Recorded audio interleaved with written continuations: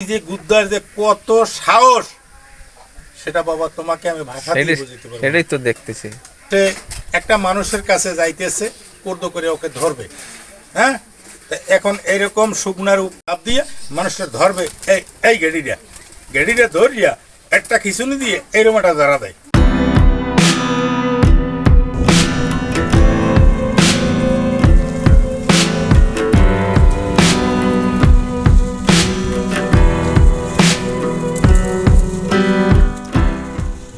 বাঘের ভয় করেন?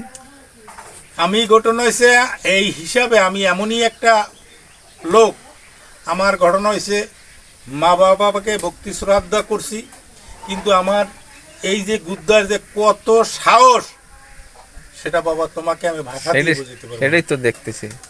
এটা কোনো ভাষা দিয়ে বুঝাতে পারবো না। আজকে একটা বাঘ আসছে, মনে করেন আজানের টাইম, আজকেও আজকে এটা হলে যেরকম পুতুল খেলা দেখছো, পুতুল খেলারা কিরম খেলে, পুতুল যে নাচে কিন্তু উপরে একজনে কিন্তু নাচায় রশির সাথে, কিন্তু ওই রকম ধরনের ওটা আমি রয়্যাল বেঙ্গল টাইগার বাংলাদেশের ভিতরে হলে একটা বিশ্ব, ওই টাইগারের যে আকৃতিটা, এটা যদি সুষ্ঠুভাবে তুমি দেখতা তাহলে তুমি চক্ষু বন্ধ হয়ে যেত। তুমি তো ইউটিউব চালাও, তোমার হাট হলেই মারা যাইতা। একটা লোক একদিন দেখলাম এমনই একটা পজিশনে, সে একটা মানুষের কাছে যাইতেছে, কর্দ করে ওকে ধরবে। হ্যাঁ, এখন এইরকম শুকনার উপর পাতা দিয়ে পাও দিয়ে যাইতেছে বাড়াইয়া। যোগ দেখছো যোগ? তা যোগের দুই মাথায় দুটো কাটা মারলে, টান দিলে কলা গাছের লাগ পড়লে এত বড় হয়ে যায় জিনিসটা, কিন্তু এত বড় হয়ে যায়। বাঘ কিন্তু ওই রকমই।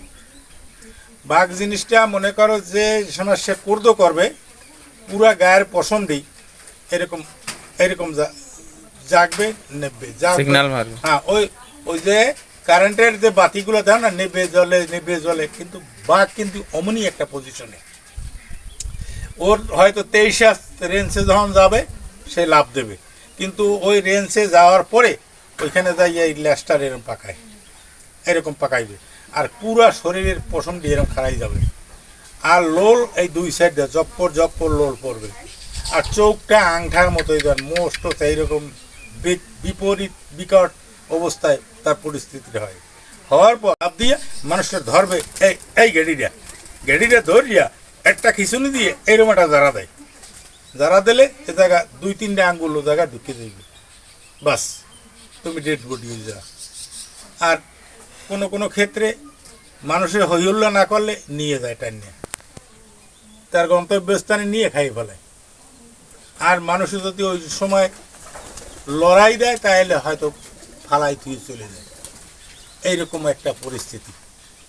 আপনি দেখেছেন ওই কেবল করছিলেন যে শিকার মানুষ ধরতে যাচ্ছিল, সে কন্তে দিলেন? তা ওটা তো দেখছি আমি, একটা গাছের উপর এক পুরো ফরেস্টে চেক দিতেছি, তো ওইখানে আর কি ওই লোকটার কাছে যাইতেছে ধরতে, ও লোকটা একটা গাছ ওরকম তার গাছটা মনে করেন ওরকম মনে করে একটা গাছ তুলে দিয়ে কাট দিতেছে, আবার আর একটা গাছের লাগে বাদ দিয়ে এইরকম এলানো অবস্থায়, তো ধরবে ওই বাঘটা ওই লোকটারে, উনি আর একটা গাছের উপর যাইয়া দাঁড়াই কাটতে আসে, ওই গাছটা কাটলে নিচে নামবে। তো যখন ওই বাঘ লাভ দিয়েছে পর একুল ওভারটা করে এই যে একটা বাজ্যে পড়ছে এই গাছের লাগে, এই যে একটা বাজ্যে পড়ছে, এখন তো ঘুরে। এবার ওই ব্যক্তি কি করছে, কুড়াল দিয়া দিচ্ছে মাথা ফাঁসাই কূপ, কুড়ালটার হাই ঘুরিয়ে গেছে, এই জামিতি পাশাইয়ে লাগছে হাইট টাক, সূর্য পড়িয়ে তো দৌড়ার হাউম করতেছে। ঠিক আছে, এই পরিস্থিতি। তাহলে তার সাহস ছিল বিদায় সে বাঁচিয়ে আইছে। আর ওই বাঘ, তুমি ওই 4তলার উপরে থাকবা, ও যে সিনারিগুলো দেখাইতে পারে, আর যে মেজরিটি তার দেখলে কিন্তু তোমার চক্ষু হাত পাও সূর্য ওই যেতে পড়ে মানুষ। ওর যে গ্রাস যে অভিনয়টা সে করতে জানে, সেই অভিনয়টাই কিন্তু তুমি যদি সূক্ষ্ম জ্ঞানে দেখো, কিন্তু ওই 4তলায় তো তুমি পড়ে যাবো। আর ডাকটাই যেরকম করে যে ডাকটা দেয় না, এতে মাটি কাঁপতে যায়, মাটিটা কাঁপতে যায়, এমনই একটা পরিস্থিতি, বুঝলাম। তা আজকে ভোরে যেটা দেখলেন সেটা কোন? সেটা পড়েছে ও মনে হয় কোনো জায়গায় আহার করছে, দুর্গন্ধ আসে গাছ থেকে, হয়তো ও মরাটা একটা খায় না, ও নিজে শিকার করে থুইছে, কুমড়া গরম না, এর জন্য অতি তাড়াতাড়ি পচে গেছে। পচে গেছে। তো ওইটা খাইয়ে যে ওইখানে আইছে, ওর গায়ে এক পাত, বাঘের গায়ে এক পাত মাছি আছে।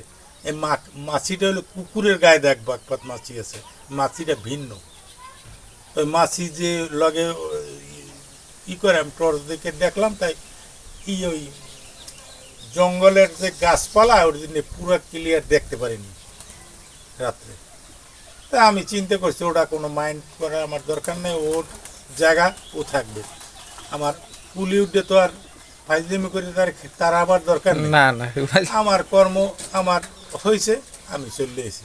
হ্যাঁ, ডিউটি হে করিয়ে চলে গেছে, ওর জন্য আমার মাথা ঘামার কিছু প্রয়োজন নেই। ওই আজকে খাওয়া দাওয়া করে আইলো এখানে, আপনার দিকে আর খেয়াল করিনি। না, তা আমি ওই জঙ্গলের ওই সাইডে খুঁড়ার লাগে ছিলাম নৌকাটা, ওই যে সারিয়া মানালের কুলে আছি, যে আমি রেঞ্জের না পাই ওই জায়গায়, সে হুবহু লাভ দিয়ে পড়তেই পারে।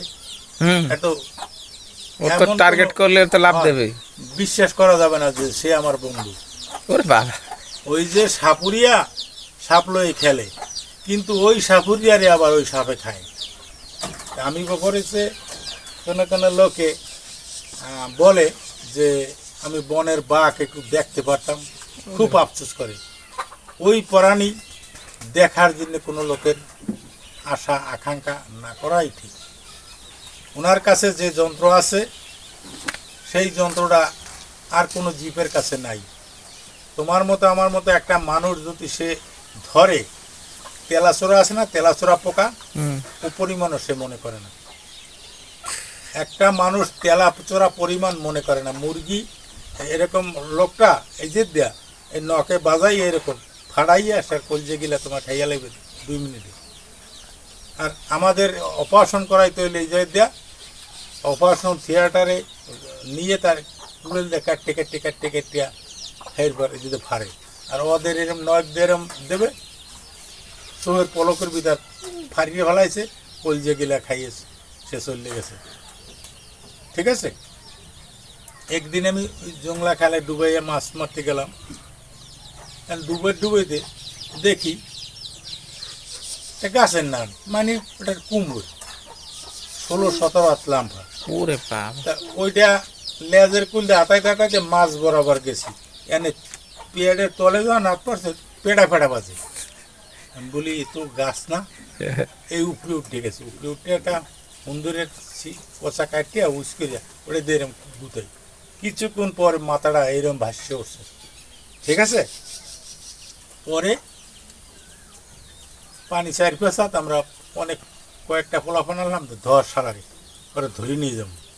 এই তো ভয়তে ও ডুবিয়ে যায় বাড়ি দিয়ে ক্যালকালায় নেমে। কিন্তু ওই কুমোরের বাচ্চা একটা পাশা এরকম ডুবে এই মগরা ফাঁসাইয়া ওরা তো পানির তলে ওইরকম খামচে দিয়ে রয়েছে মাটি, এই জায়গায় হাত পড়ছে, প্রথমে খিচ দিয়েছে এরকম, এইরকম ধরছি আর ডাইনেতে ধরছি মগরা।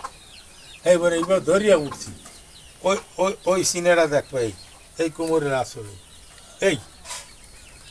এইটা হলে ওই সিনাই রয়ে গেছে, ওই স্মৃতিটা আমার এই আছে। ও নখ দিয়ে আসর দিল। হ্যাঁ, নখের আসলে।